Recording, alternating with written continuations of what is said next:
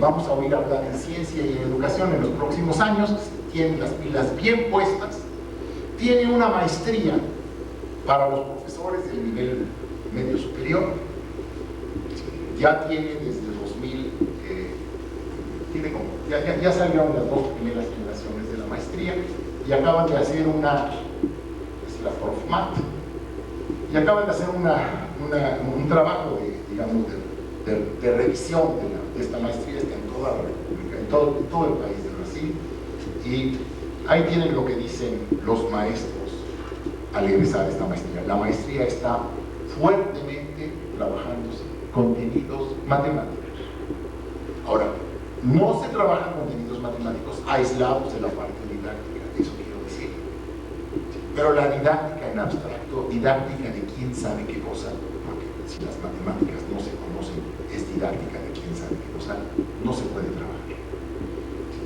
Vean aquí lo que es exactamente situaciones, frases que nosotros decimos que dijeron nuestros docentes egresados de la especialidad de la enseñanza de las matemáticas en la secundaria, son frases que aparecen aquí, que llaman mucho la atención, y pues trabajar con los docentes es algo muy padre, y fundamentalmente docentes que tienen toda la costumbre, nos llamó mucho la atención, tuvimos que hacer un trabajo muy fuerte. El equipo magisterial trabajando por la Secretaría de Educación Pública aman acostumbrar a los docentes y creen que por asistencia pueden adquirir un título o un diploma, y nosotros nos pusimos serios y enérgicos con frases como tú dirías cuando les queríamos hacer algún examen sorpresas en contenidos de secundaria, y decían no puedes, es antipedagógico.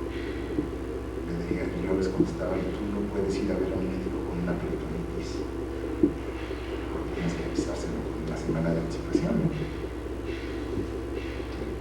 Un especialista en enseñanza de las matemáticas en secundaria tiene que poder responder matemáticas de la secundaria en cualquier momento. Que cuando me ponen un problema más difícil, a lo mejor como un buen médico, decir, pues, tengo que hacer una junta de médicos para ver cómo lo resuelvo, padrísimo. Pero que toda la parte elemental de la matemática de la secundaria, el profesor de matemáticas de secundaria la tiene que manejar, me queda clarísimo que sí. Igual que el profesor de primaria, igual que el profesor de bachillerato. Tenemos mucho camino que andar en México en este sentido, porque lo descuidamos totalmente durante muchos años. Muchas gracias.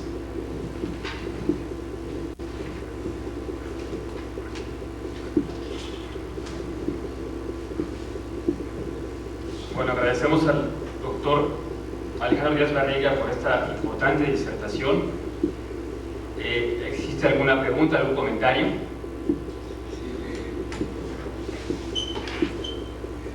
Bueno, darle las gracias. Darle las gracias por su plática. Me siento como muy identificado con ciertas cosas. Hay muchos problemas en las matemáticas, eso nadie lo duda. Yo también vengo de un proceso muy complicado de la primaria a la secundaria. Seré brevísimo con esto.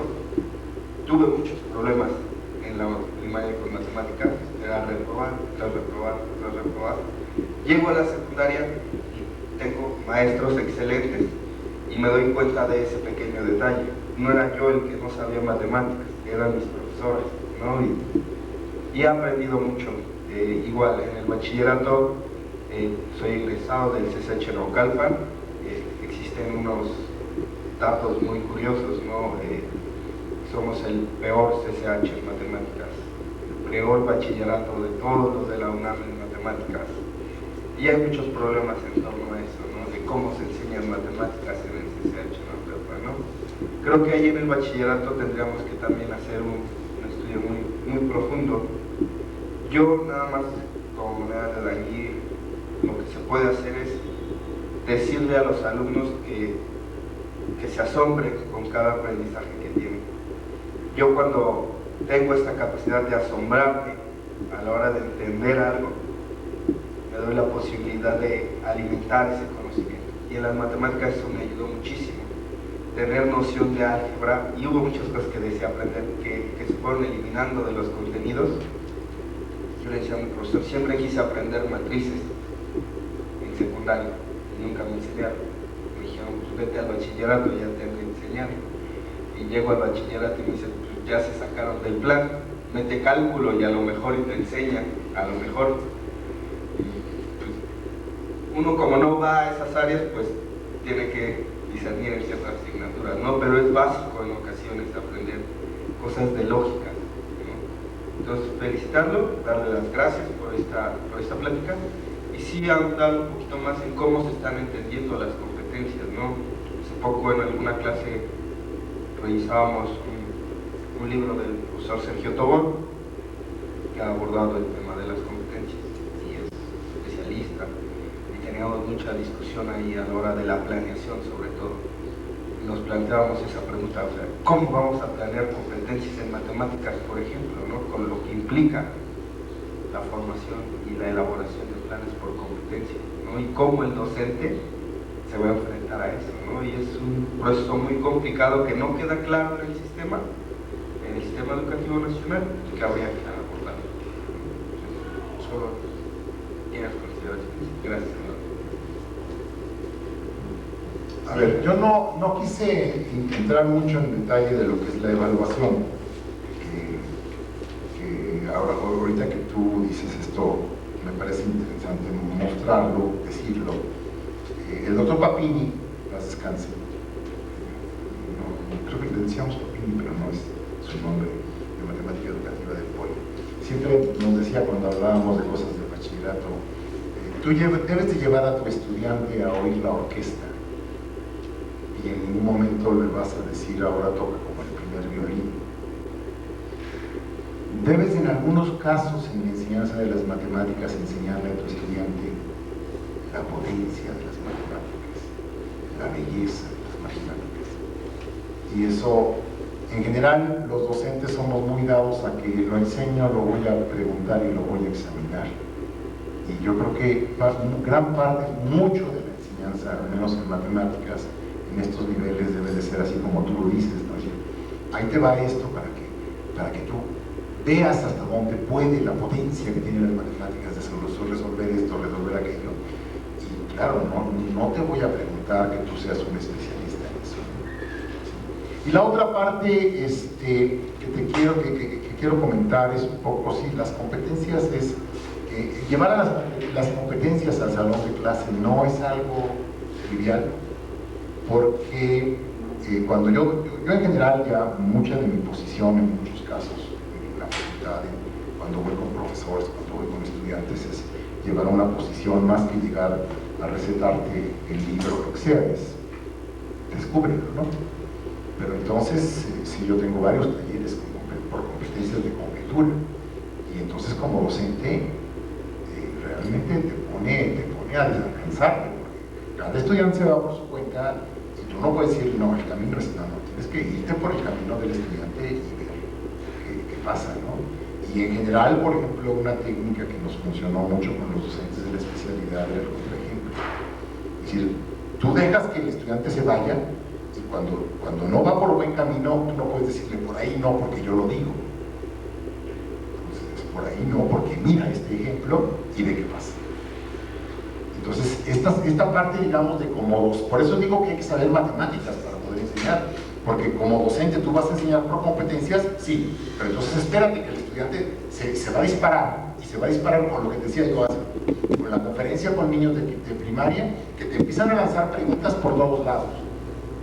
Sí, a veces les dices al niño, por ejemplo, la chica que me dice, pero es que yo quiero saber por qué la Tierra cuando está más cerca del Sol va más rápido que cuando vamos más lejos del Sol.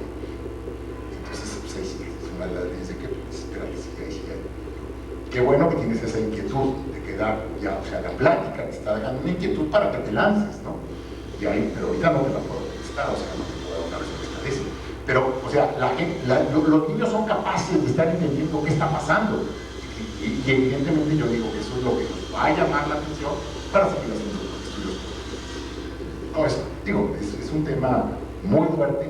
Ahora, el trabajar con todos los docentes en este país, digo, el problema es muy serio. El problema es muy serio porque pues, no es un diplomado de 120 horas. Con eso no logras nada. Con los docentes hay que trabajar, por ejemplo, la especialidad fueron 240 horas con docentes y 240 horas con estudiantes de maestría, doctorado y licenciatura que les pegábamos a los docentes a trabajar. ¿Sí? Alguna maestra, ya no lo puse ahí, alguna maestra, porque eran 60 semanas efectivas de trabajo, fue más de un año lectivo. Entonces la maestra, cuando ya estábamos haciendo la evaluación final, me dice la maestra, vinimos engañadas, Alejandro, nos dijeron que íbamos a trabajar 60 horas y fueron 60 semanas. ¿Y sabes qué? Síganos engañando. O sea, cuando ya encuentras el camino y encuentras la manera de trabajar, vámonos, ¿no? Y esos maestros, yo les digo que van a seguir trabajando en este caminar, en este andar, en el que hacer todo.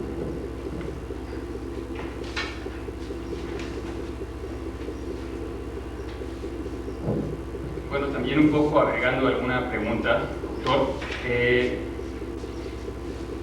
Esta parte del énfasis en el dominio de la matemática como un factor clave del nivel educativo en este país, totalmente de acuerdo.